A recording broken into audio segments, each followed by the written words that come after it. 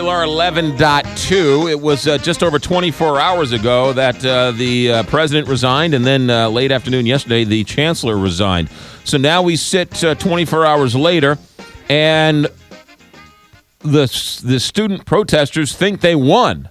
My question to you is, what did you actually win?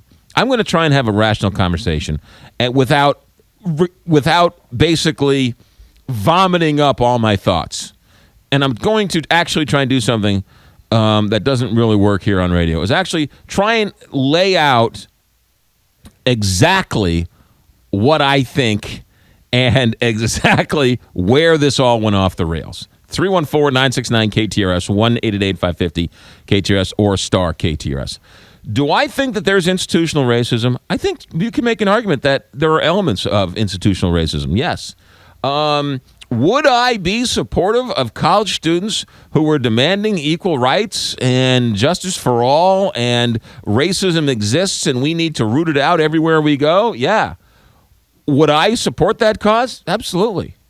Would I be in favor of that? Yeah, absolutely. Would I get those students on and talk about it and give them places to sort of vent their anger and their frustration? You bet. Absolutely. I would champion that.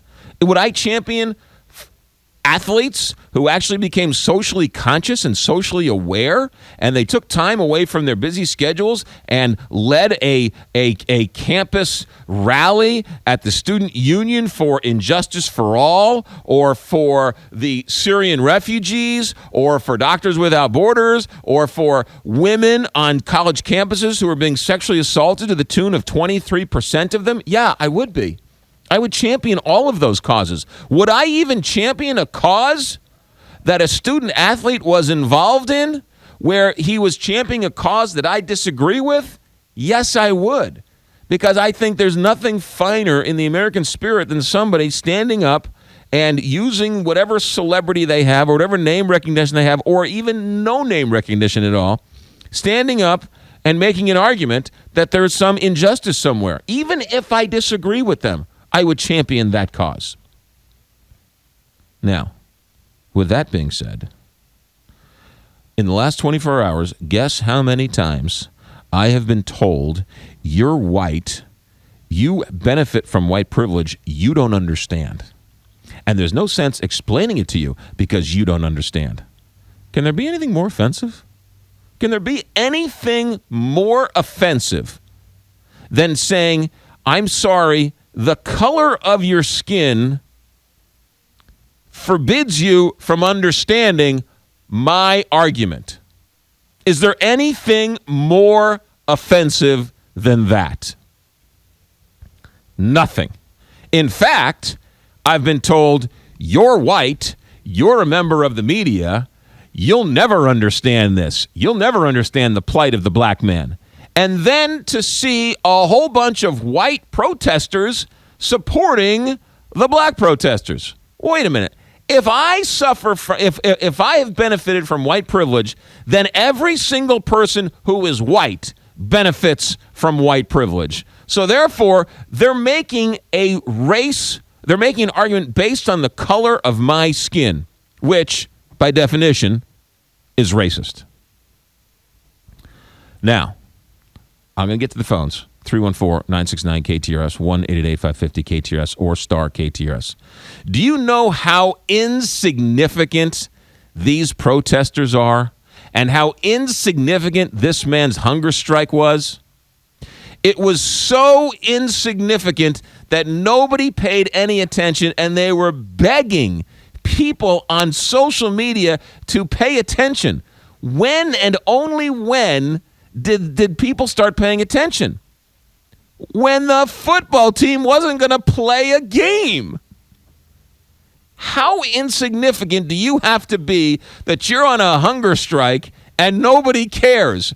And they only begin to care when the football team threatens to not play a game. The football team, mind you, you want to talk about indentured servitude. You want to talk about oppression. Gary Pinkel, boy, sure is nice of him to stand up and support the people who are boycotting. Meanwhile, the guy's got a $4 million a year salary on the line.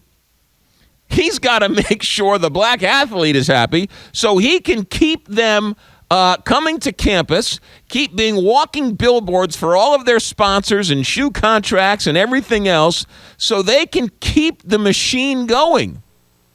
The students shouldn't be upset over the fact that Planned Parenthood is no longer able to use university hospitals. They should be upset that the black man is being oppressed by the football team. That's the social injustice going on down on campus.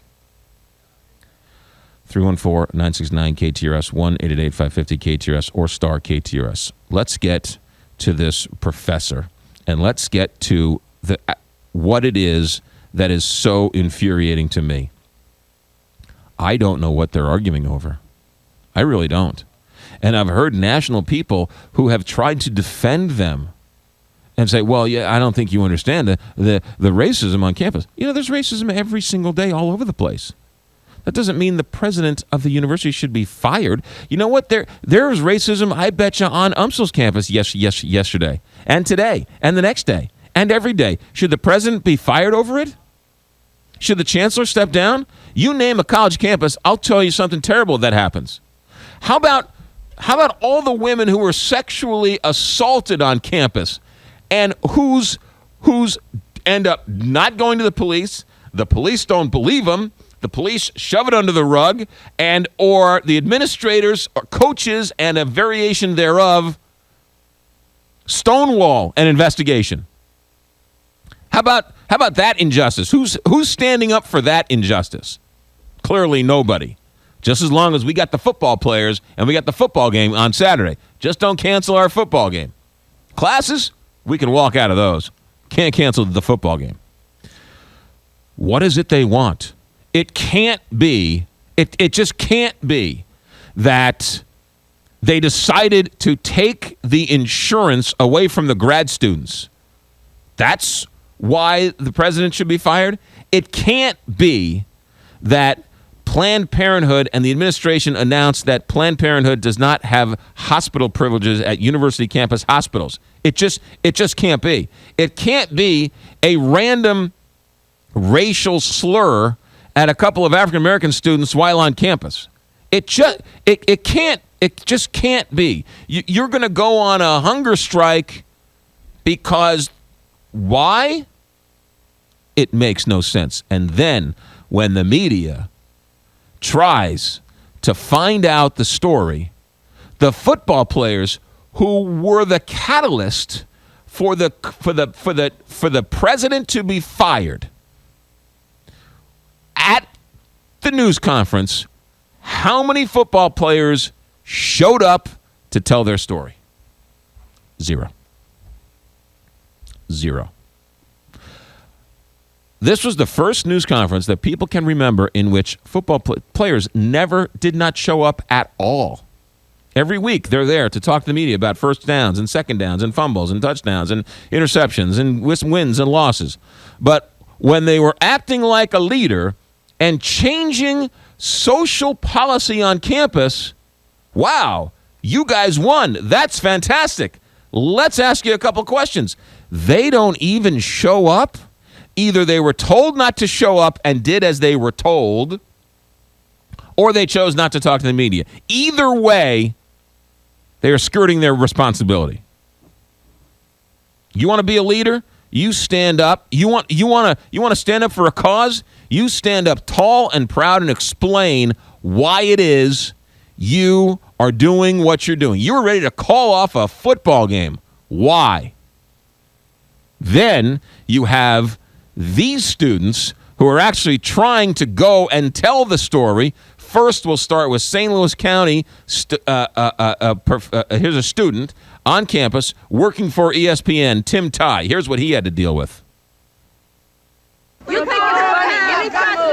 I have a job to do. I'm documenting this for national news. You can go. like this. You have to. Yes, I can.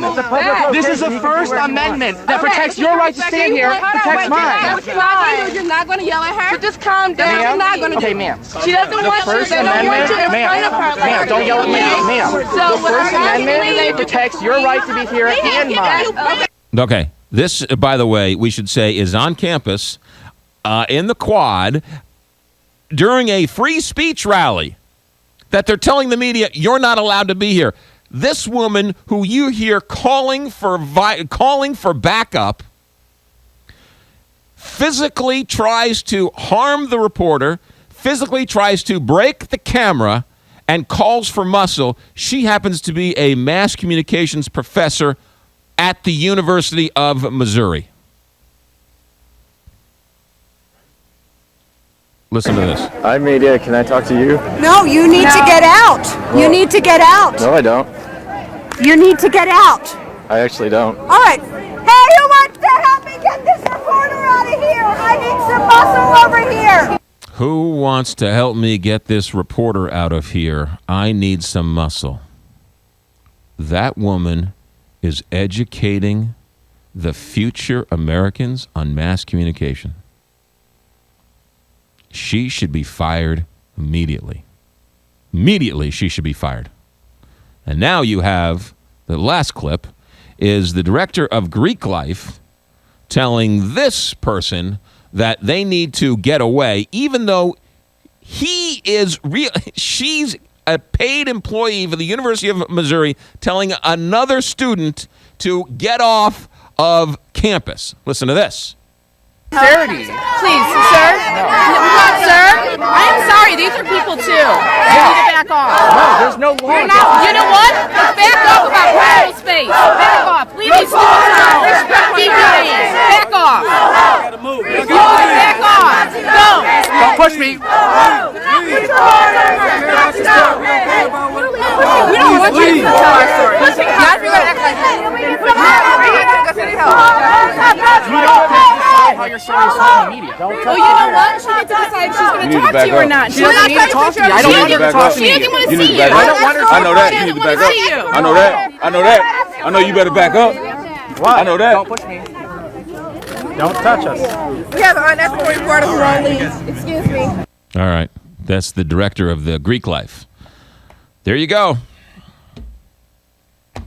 But I'm white. I'm not allowed to understand. It's impossible for me to understand because I'm white. Except these professors are white who are oppressing the media. But I'm not, no matter how smart I am, I will never understand because of the color of my skin.